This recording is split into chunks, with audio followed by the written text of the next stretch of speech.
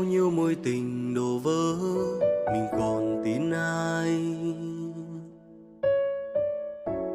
Sao bao nhiêu tổn thương bùa vây, vẫn yêu em rất miệt mài. Qua bao nhiêu khoảnh khắc thời gian, tưởng chừng hạnh phúc nhất, phút chốc tan vỡ thật nhanh. Anh ơi, tình yêu ngọt ngào đến mấy cũng tàn thôi. Phải chỉ ngày đó mình đừng yêu nhau, thì hai trái tim sẽ như lúc đầu. Hạnh phúc là khi vì nhau vượt qua muôn ngàn nỗi đau. Phải cố mạnh mẽ nhìn người ra đi, phải ngước mắt đi như chẳng có gì. Người đã từng quá quen thuộc bỗng xa lạ.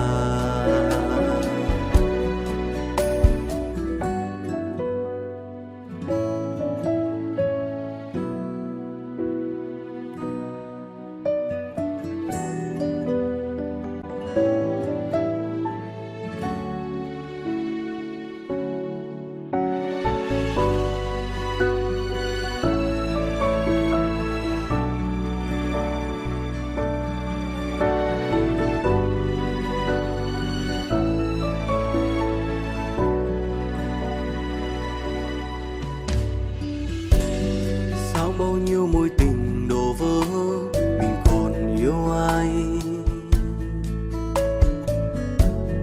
Khi yêu ai cũng muốn đâm sâu, cớ sao không ai ở lại? Đi qua bao khoảnh khắc thời gian, ngỡ như không thể cánh rời.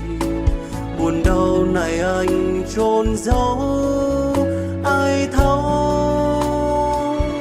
Tình yêu ngọt ngào đến mấy cũng tàn thôi. Phải chỉ ngày đó mình đừng yêu nhau, thì hai trái tim sẽ như lúc đầu. Hạnh phúc là khi vì nhau vượt qua muôn ngàn nỗi đau. Phải cố mạnh mẽ nhìn người ra đi, phải ngước mắt đi như chẳng có gì. Người đã từng quá quen thuộc bỗng xa lạ. Tình yêu dù lâu khi buông tay cũng sẽ phai tàn như cánh hoa rơi. Hạnh phúc kia ngỡ thật gần, nay hóa xa xôi. Vì yêu nên người ta đến, hết yêu nên tình sẽ chết thôi mà. Một người ngồi khóc trong đêm phai nhòa. Phải chỉ ngày đó mình đừng yêu nhau, thì hai trái tim sẽ như lúc đầu. Hạnh phúc là khi vì nhau vượt qua muôn ngàn nỗi đau. Phải cố mạnh mẽ nhìn người ra đi, phải ngước mắt đi nhưng chẳng có gì. Người đã từng quá quen thuộc bỗng xa lạ.